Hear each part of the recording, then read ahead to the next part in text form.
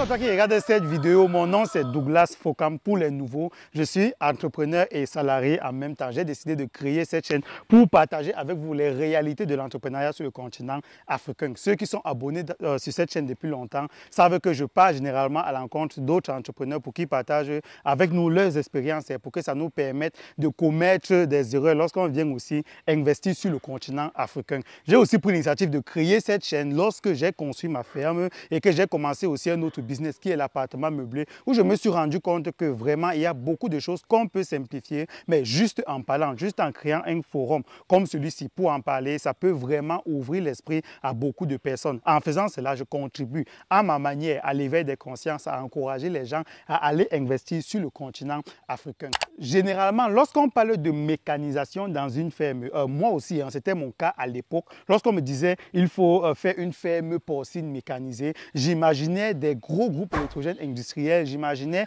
des silos, n'est-ce pas, qu'on a posés à l'extérieur qui vont tirer l'aliment et aller donner, voilà, et aller alimenter les porcs, toutes les bêtes automatiquement sans avoir besoin de personnel. Et à chaque fois quand on me disait mécanisation d'une ferme, ça me décourageait et je me disais toujours que la ferme que j'ai en tête, que je veux construire, finalement ce n'est pas une ferme, ce n'est même pas une ferme qui respecte les standards, ce n'est pas une ferme que je vais me vanter aussi à mettre sur LinkedIn pour dire que voilà, I just create a new farm in Africa, les trucs que beaucoup de gens font.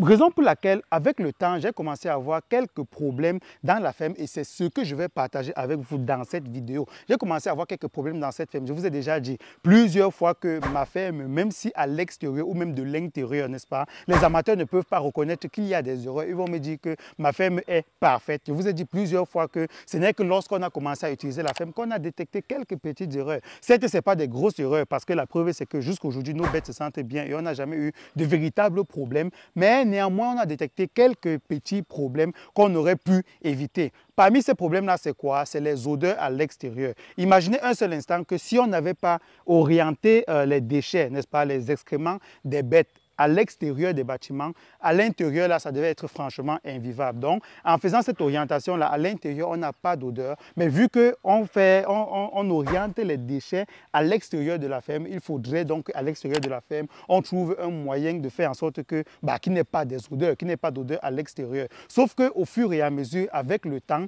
on a ce problème-là que lorsqu'on approche la ferme, il y a souvent un peu d'odeur, surtout en saison des pluies. Je vais vous expliquer pourquoi en saison des pluies tout au long de la vidéo. Donc voilà le problème qui se pose et dans la vidéo, je vais vous présenter la solution et une solution à moindre coût qui est le matériel que vous pouvez voir, vous pouvez voir dans ce carton. Ne vous inquiétez pas, je vais vous déballer, je vais vous montrer vraiment à quoi ça ressemble. C'est une solution qui n'est franchement pas chère. Je vais tout vous expliquer dans la vidéo et ensuite je vais vous montrer un peu comment on installe. Je vais vous montrer comment on fait le dimensionnement d'un tel appareil, quelle est la puissance qu'il faut choisir, quelle est la hauteur, n'est-ce pas, la hauteur d'aspiration qu'il faut choisir. Il y a vraiment beaucoup de critères qu'il faut prendre en compte. Quel est le matériel que vous avez besoin en extra? Vous pouvez déjà voir à côté de moi, on a un tuyau qui va permettre justement de faire fonctionner cette pompe-là. Je vais vous présenter tout cela dans la vidéo. Et ensuite aussi, je vais vous montrer aussi en quoi est-ce que ce type de matériel, ce type de mindset constitue une opportunité d'affaires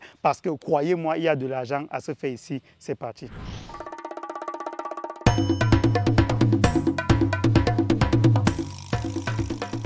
En première partie, je vais essayer de vous expliquer pourquoi est-ce que vous devez acheter une pompe.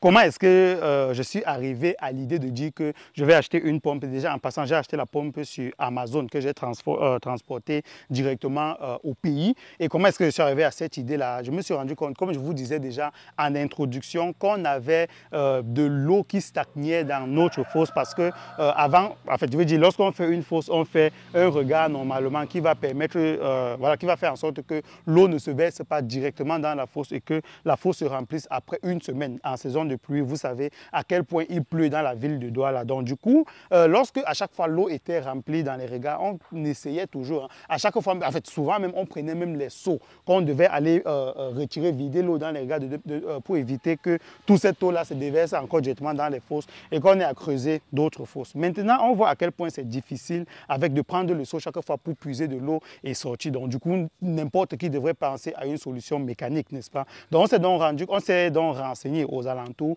pour essayer de louer une pompe qui pouvait nous aider et on s'est rendu compte aussi que le prix de location n'était tout simplement pas rentable. Ça ne devait pas être rentable pour nous, étant donné qu'en saison de pluie, on aurait pratiquement besoin d'une pompe tous les jours. Je me suis donc mis à faire des recherches et heureusement pour moi aussi, je suis, voilà, comme vous le savez déjà, je suis issu d'une formation mécanique, d'une formation technique. Donc c'était plutôt évident pour moi de choisir une bonne pompe qui devait correspondre aux problèmes que nous avons ici. Donc dans la deuxième partie justement, je m'en vais vous montrer comment est-ce que vous devez choisir cette pompe-là, sur quoi est-ce que vous devez vous baser. Avant de vous présenter les caractéristiques que vous devez savoir pour choisir votre pompe, je vais vous mettre le lien qui va vous mener directement même à la pompe que j'ai choisie. Mais attention, je ne vous demande pas d'aller commander la même pompe pour votre ferme parce que, comme vous allez le voir tout de suite, vous pouvez acheter une pompe qui ne correspond pas à vos besoins. C'est quoi vos besoins? Vos besoins, c'est d'abord en première position le système d'alimentation que vous avez dans votre ferme. Si vous avez un système d'alimentation en énergie électrique directe, c'est chance pour vous. Vous n'avez pas besoin de faire beaucoup attention. Parce que généralement, peu importe le type de pompe que vous achetez, vous allez brancher sur votre système d'énergie et ça va fonctionner. Mais moi, ici, je n'ai pas encore de système d'énergie électrique. Donc, raison déjà que je suis content de ne pas avoir ce système-là avec le fournisseur en énergie au Cameroun. Donc, tout le monde connaît le nom qui coupe la lumière, qui nous fait des jeux de lumière à chaque fois. Donc, finalement, ça ne sert à rien d'avoir ce type d'énergie-là dans sa ferme. Donc, du coup, actuellement, j'ai une solution qui me coûte un peu cher, mais qui fonctionne. Lui, au moins, il est très fiable et c'est lui qu'on a, depuis qu'on a lancé cette ferme-là, c'est le groupe électrogène. Maintenant, si vous aussi, vous utilisez un groupe électrogène, que ce soit un groupe électrogène avec, qui fonctionne avec du carburant ou alors un groupe électrogène qui fonctionne avec le système solaire, peu importe, il suffit seulement de maîtriser les caractéristiques, la puissance, le besoin énergétique de votre groupe électrogène et d'adapter votre pompe avec. Vous allez donc voir que... Vous allez voir que la pompe que nous on a choisie, voilà ici, on a ici la quantité, je veux dire le débit que la pompe a. Donc ça veut dire que la pompe peut tirer 15 000 litres d'eau par heure. Donc pour nous, c'était largement suffisant parce qu'après, vous allez avoir des pompes qui peuvent tirer 30 000 litres d'eau, 45 000 litres d'eau par heure. Mais nous, on s'est limité à 15 000 litres d'eau par heure, connaissant déjà exactement quel est notre besoin. La puissance ici, c'est très important. Vous allez voir 850 watts. 850 watts, c'est le dimensionnement justement par rapport à notre groupe électrogène. Si notre groupe électrogène ici fonctionne avec 500 watts, vous allez voir qu'il ne consomme pas beaucoup de carburant, beaucoup d'énergie. Et vous allez acheter une pompe qui a besoin de 850 watts pour fonctionner, vous allez brancher là et ça ne va pas fonctionner. Peut-être au contraire, ça va détruire votre groupe électrogène. Maintenant ici, on a, c'est écrit en allemand, Maximal Fördertiefe. Comment je vais dire ça en français? Là, je suis un peu coincé. C'est comment on appelle ça, Fördertiefe? La profondeur, non, c'est ça, non. Justement, donc voilà, la profondeur maximale où vous pouvez plonger la pompe parce que justement, c'est une pompe immergée que vous allez mettre dans l'eau. Je vais vous montrer comment ça fonctionne tout à l'heure. Donc, vous devez mesurer, vous devez savoir quelle est la profondeur de votre fosse où vous voulez aller retirer de l'eau pour peut-être mettre sur vos plantes, pour peut-être pouvoir utiliser comme engrais dans votre plantation. Donc, si votre fosse a une profondeur de 15 mètres, vous partez acheter cette pompe-ci là qui a une profondeur de 8, qui fonctionne à une profondeur de 8,5 mètres, vous allez vous rendre compte que ça ne va pas marcher. Vous allez voir la deuxième hauteur ici qui est de 7 mètres, qui est différente de l'autre hauteur de 8,5 mètres. Donc la hauteur de 7 mètres, justement, c'est pour dire que si vous avez un puits dont la profondeur est de 8,5 mètres et que l'eau est à peut-être 0,5 mètres à partir du niveau du sol dans votre puits, la pompe ne va pas fonctionner. Donc la pompe a toujours besoin d'une différence. On peut dire que les 7 mètres même, c'est la profondeur de l'eau. Donc l'eau doit être à maximum 7 mètres à partir du sol et les 8,5 mètres maintenant, c'est la profondeur de votre puits. Il y a toujours cette différence de 1,5 mètre là que vous devez respecter. Voilà les critères qu'il fallait prendre en compte pour choisir votre pompe. Le dernier critère maintenant, c'est le diamètre des particules. Parce que cette pompe est adéquate pour l'eau sale. Et dans l'eau sale, on sait qu'il peut y avoir des particules, il peut y avoir du sable, il peut y avoir des excréments, il peut y avoir tout ce que vous voulez. Donc, ce sera à vous maintenant d'estimer le diamètre de vos particules. Cette pompe fonctionne avec un diamètre de particules maximum, je crois, c'est 3 mm, si je ne me trompe pas. Donc, vous devez aussi faire attention de ne pas acheter une pompe qui coûte peut-être trop moins cher parce que là-bas, c'est pour l'eau qui est, on va dire, l'eau qui est propre, n'est-ce pas? L'eau qui n'a pas des déchets à l'intérieur. Donc, le diamètre maximal des particules, c'est peut-être 1 mm. Vous mettez dans votre pompe, vous vous rendez compte, vous mettez dans votre puits, vous vous rendez compte qu'à la première utilisation, votre pompe est déjà bouchée.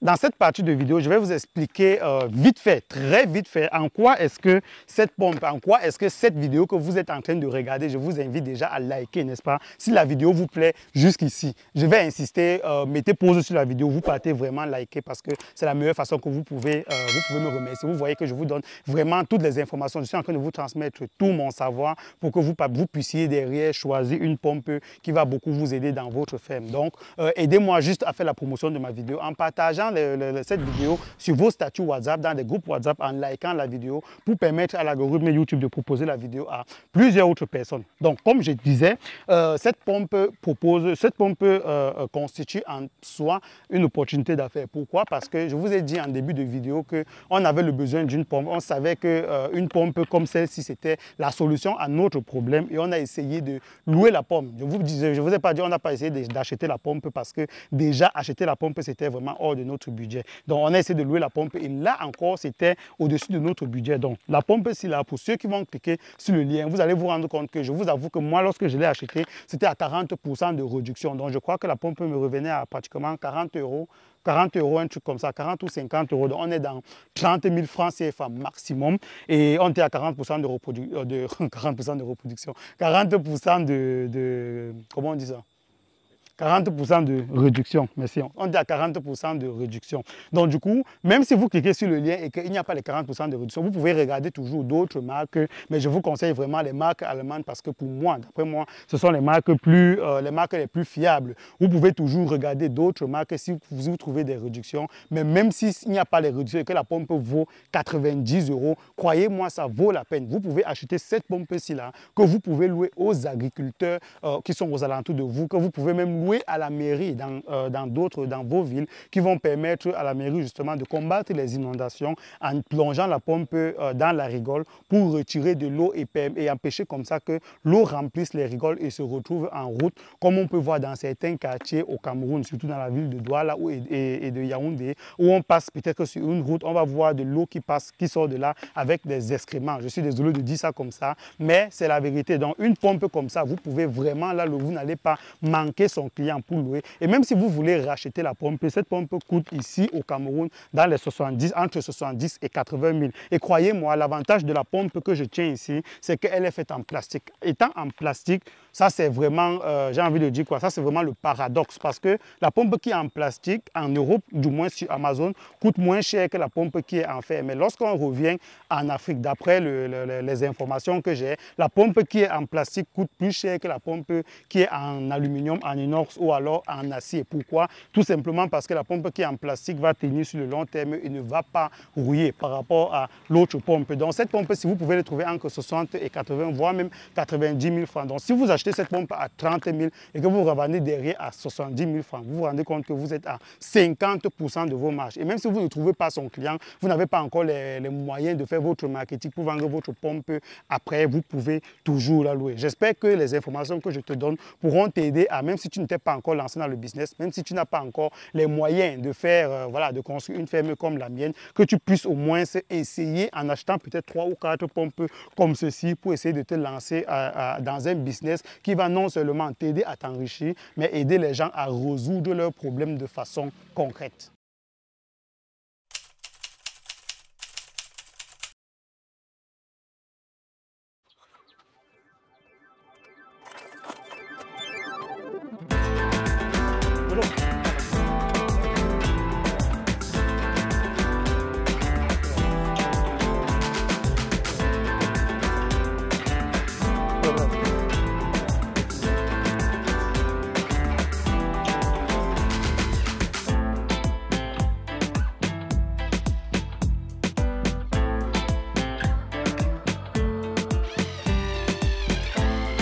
Donc vous chargez même le truc, c'est...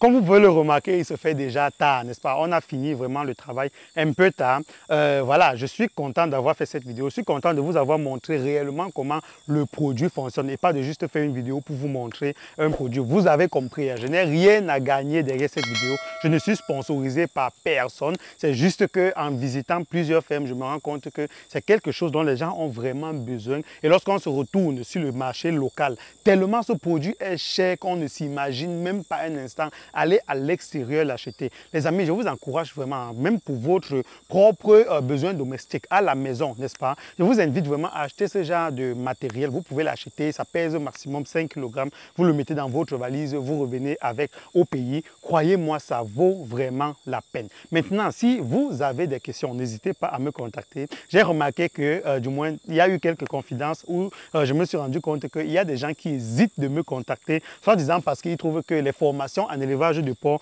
que j'offre sont très chères. Les amis, soyez malins, n'hésitez pas à me contacter, n'hésitez pas à partager avec moi, n'est-ce pas? Lorsque vous me contactez, lorsqu'on s'appelle, n'hésitez pas à partager avec moi vos motivations et c'est en fonction de vos motivations que je vais voir parce que le prix de la formation que je fixe, lorsque je mets les réductions et que les gens ne passent pas aux réductions, ils attendent que les réductions finissent pour acheter la formation, ou du moins pour venir se plaindre que le prix de la formation est cher. Croyez-moi, le prix qu'on a fixé, c'est vraiment le prix. Ce n'est pas, on ne met pas ça pour juste pour faire ça, c'est vraiment le prix. Donc du coup, si je vous fais une réduction, ça veut dire que j'ai décidé de travailler pour vous, en quelque sorte. J'ai décidé que, parce que vous suivrez derrière, n'est-ce pas, durant toute votre formation et même après, lorsque vous allez lancer, pendant que vous êtes en train de lancer, de construire votre ferme et même 5 mois après le lancement de votre ferme, c'est énormément de travail. Maintenant, il peut peut-être arriver que je décide de faire cet effort-là pour vous parce que je suis touché par vos réelles motivations. Je ne peux être touché par vos réelles motivations que lorsque vous me contactez, lorsque on s'appelle, lorsque voilà, on fait un meeting où j'essaie de mieux, j'essaie de mieux vous connaître. Maintenant, si vous faites partie de ces personnes-là qui vont me contacter et après un appel, ils ne vont plus jamais faire signe parce qu'ils étaient seulement sous le feu de l'action. Ils étaient tellement, peut-être lorsqu'ils ont vu mes projets, ils voulaient avoir la même chose, n'est-ce pas? Donc, ils avaient une grande envie au départ et après, il n'y avait plus rien. Si vous pensez que c'est ce genre de personnes-là, ça ne sert à rien de me contacter parce que maintenant, aujourd'hui, je suis assez futé. Je n'ai plus le temps à perdre avec des gens qui vont m'appeler et ne vont plus jamais faire signe par derrière. Après une minute, si je me rends compte que vous n'avez rien à dire, vous n'êtes pas vraiment motivé, croyez-moi, je vais raccrocher le téléphone. Voilà, j'en ai terminé. Dites-moi ce que vous pensez de tout cela dans les commentaires, si c'est un petit bravo ou un petit merci que vous allez lancer si vous trouvez la vidéo informative. Je vous invite vraiment à me l'écrire dans les commentaires. N'oubliez pas le pouce bleu en haut de la vidéo et je vous donne rendez-vous dans une prochaine vidéo très intéressante sur Réalité Afro Business. Ciao.